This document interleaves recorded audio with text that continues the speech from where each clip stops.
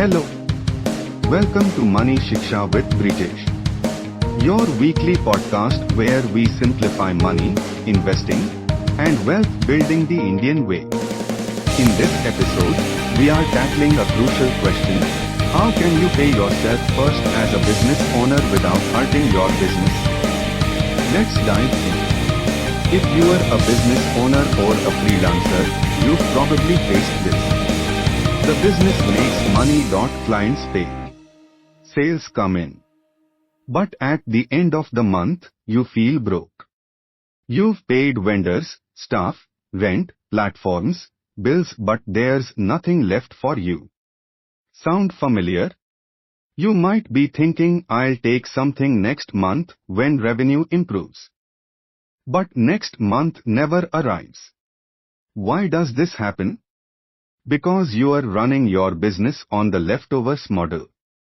Income minus expenses equals profit. And guess what? You are treating yourself as the last expense. But here's the truth: if you don't prioritize yourself, no one else will. Let's flip the formula. Instead of this, income minus expenses equals profit, use this: income minus profit equals expenses. This is the heart of the pay yourself first principle. It doesn't mean being selfish. It means being sustainable.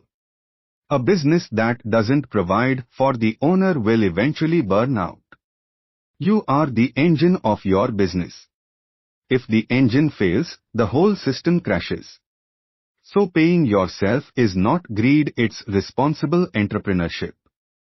Here's how to pay yourself first without hurting your business.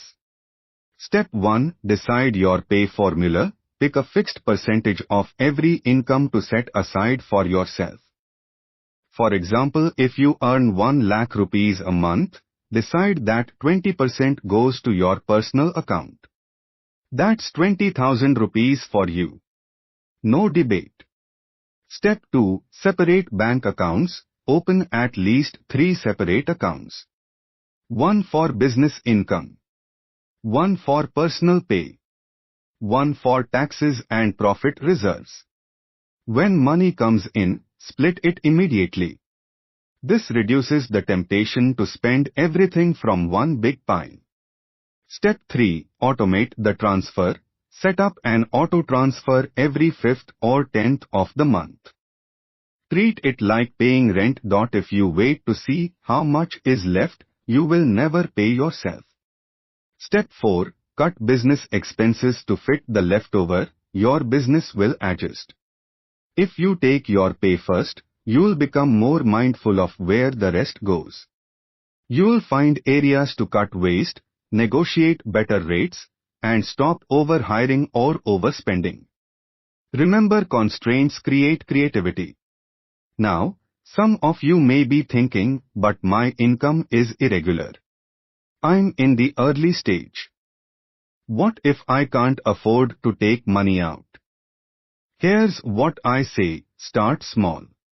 Even if it's 5%. Even if it's 2,000 rupees. Start the habit. Paying yourself is not about the amount, it's about sending the message to yourself that you matter. Because when your brain sees money coming in personally, you feel motivated, responsible, and clear. When everything is locked inside business expenses, you feel frustrated, resentful, and burnt out. Your business is not your boss. You are. Let's recap. Pay yourself first even if it's a small amount. Use separate accounts. Automate your system. Let your business grow within the limits, not the other way around. The best way to grow a healthy business is to build a healthy entrepreneur. And that starts by taking care of yourself first. That's all for today's episode of Money Shiksha with Brijesh Parekh. I hope you found these insights helpful and inspiring. Join us next time for more valuable tips and strategies to unlock your financial potential. As always, thank you for tuning in.